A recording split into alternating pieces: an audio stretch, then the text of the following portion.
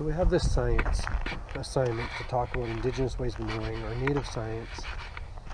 And one of the topics brought up in the article that actually really bugged me was it environmental philosophy. And I'm not really sure why it bugged me, but it seems like a topic that for me, it just seems to stick in my brain. And I guess what it's caused is that I've actually thought about what my environmental policy is, or philosophy is. One of the things I come up with is that having been raised on the farm, where we grew our own food, we milked our own cows, we grew our own garden, and as a result, we learned about sustainability. It wasn't what Dad called it, it wasn't what he taught us, but it is what the end result of that lifestyle was. That's really changed in the last 30 years. When I grew up, it was all family farms. You grew what you needed. You traded with a neighbor who had a pig if you had an extra beef, and or if they went and happened to get a deer that year, and you had extra vegetables from the garden. Or one neighbor had chickens and the other neighbor had a cow. You traded milk for eggs. And as a result, it was a really different society than what people are growing up in now. Now you go to the store and you buy your meat and your eggs and your bread, and none of it's homemade, none of it's homegrown, or very, very few of it is. As a result, it's a different relationship with that food, with that supply chain. I wanted to go back to the farm to shoot this, however, I just couldn't get the time to do it. The reason being, I wanted to show where I grew up. Instead, what I've done is I've come to a place here in Regina that we spend a lot of time in. Both my wife and I come here a lot. We kayak here, we bike here. We come here when we need a break. It's a nice quiet area. It's actually just in the Rick Hansen Park. But there's these islands that are out in the middle of the river, of the Capel Creek, whatever you want to call it, Wascana Creek. And it's beautiful. I'm just going to turn the camera on here just so you can see. But this is where I come when I want to spend time and relax and chill and just recenter, I guess. And that really kind of fits in with First Nations ways of knowing or Native science. I went to school and I learned all the Western ways of science. I took chemistry and biology. We did math, geotrade, geometry, calculus, and did all that.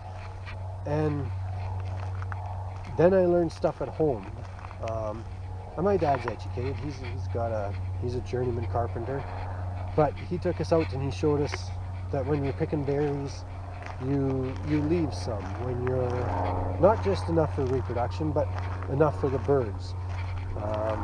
That when we're harvesting deer, and that's what we called it, was harvesting.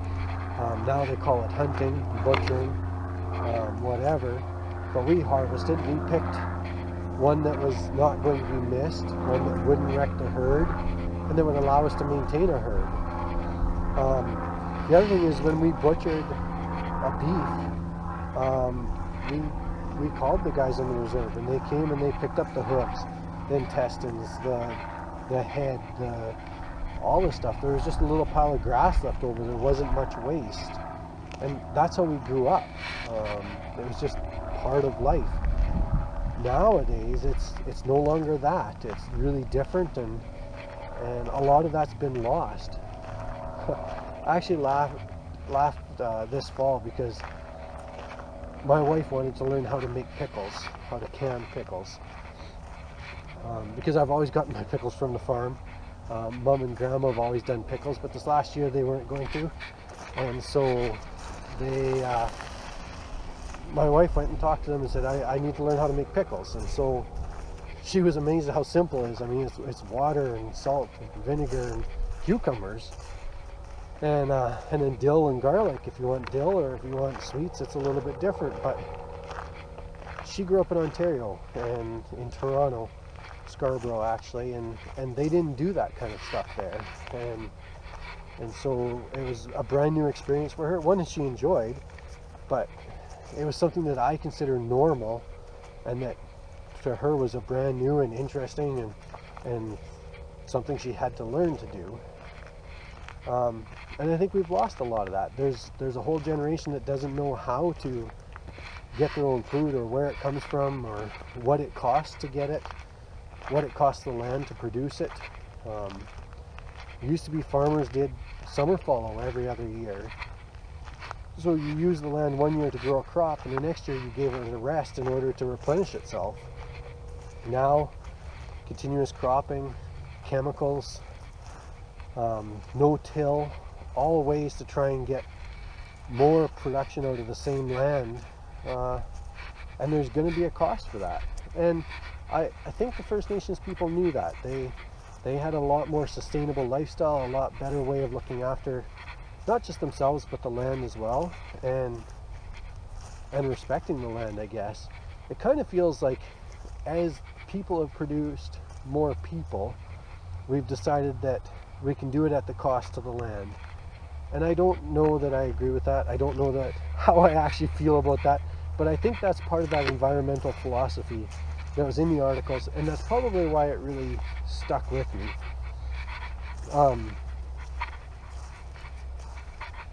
These Esci classes have bugged me.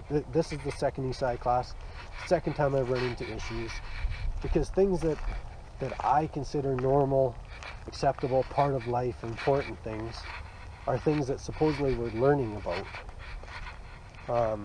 And maybe that's being a generation older than most of the students that I'm in class with. Maybe it's just a changing society, but I don't necessarily think it's a good thing. I think in the long run we're going to pay for it. And so I guess for myself, my journey from here is going to continue to be educating my nieces and nephews. It's something I've been working on. I make sure I take them fishing in the summer.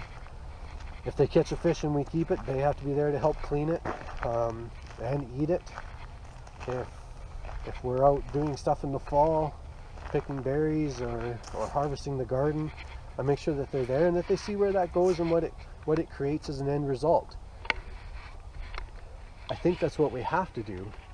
And that's part of me wanting to be a teacher, is being able to continue that with more kids. I will do outdoor education. I will take kids out to Condi or to the lake to go canoeing or all that kind of stuff. But I guess more of us need to be doing it, and we need to be doing it in a more purposeful manner.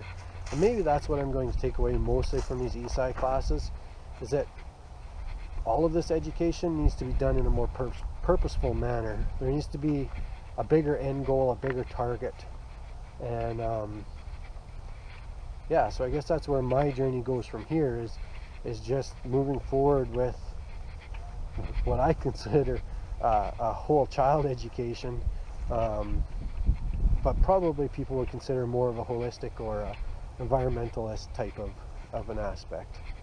Anyways, I just want to take you for a little walk around the island, show you a little bit of where I like to go and where I like to spend time, and have that bit of a chat.